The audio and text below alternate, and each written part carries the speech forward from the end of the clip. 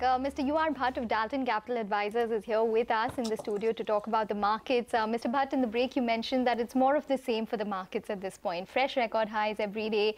We have the mid-cap index which is pulling back. Where are we going from here on according to you? Well, I think, liquidity can take the market to any level, but finally liquidity can hold sway in the short term, but in the medium to long term it has got to be earnings and fundamentals, and I don't think this rally is really supported so much by fundamentals. So I think the market will normalize after some time, but I think short term aberrations could be there and that could continue for several days. Growth has been normalized to 6%, index is normalized to 30,000. So well, I think that is sort of looks like the new normal, but I think we have to aspire for higher growth. We have to aspire for better fundamentals as far as the market is concerned. So what are you doing really, Mr. Bhat? No, I think we have to participate in the market. There is no question on that. But at the same time, I think you should keep the powder dry because there could be there could be some disruption on the way, and GST I think could be the big disruptor for at least small businesses. It may not really matter so much to the big businesses because they have the wherewithal to file all those returns and manage. But I think their suppliers, their vendors, they are the ones who are going to be in trouble because the small businesses don't have the wherewithal to comply with this huge sort of requirement. So therefore, I think there will be a lot of disruption in terms of supplies to the big businesses, and therefore generally I think GDP itself might take a beating for a couple of quarters. And with that happening, I don't think the market can really sustain at these levels. Even internationally, you have enough disruptors. North Korea is one. You have the US president who can disrupt anything anytime. So I think there could be a lot of disruptions. Even in the US, the Fed interest rate hike might be probably steeper than what the market now believes because the US economy is doing reasonably well.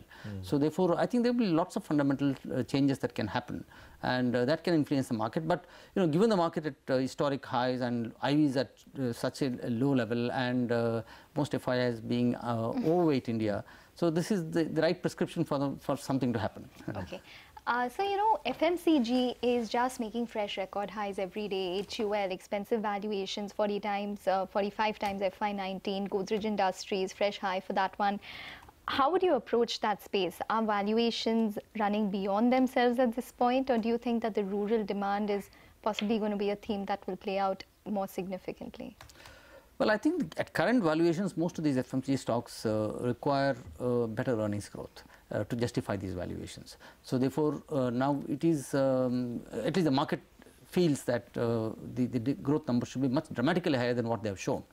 Now, whether that is going to happen in the context of the potential disruption that we have next month with GST is something that we have to see. So I am sure they are. Quite a lot of these are very good companies. They have high ROEs. They have reasonable growth. But I think they probably would be available at slightly cheaper valuations, and that is the time one should really probably get into these. Any sector you are sort of tracking, any where you see value? I've heard many people now talking about looking at they flip the entire argument about quality on its head and say quality is so expensive, we must find value in low quality stocks, let me put it that way. The Jayaprakash, the GMR, companies which are at the cusp of some turn, etc., etc. You think it's possible to make any serious money here in those segments? No, I think quite a lot of these companies which have invested heavily over the last 5 years, and they have come to grief because growth has not really caught up the way they thought initially when they invested. I think there has to be huge haircuts there because they owe so much money. Though will be taken by banks. So instead of taking, playing this through banks, and now that we are at a stage where now things are getting pushed through. Like, for example, we reported yesterday that the OOC, the Oversight Committee, has cleared one of the largest cases, Bombay Rayon. Right?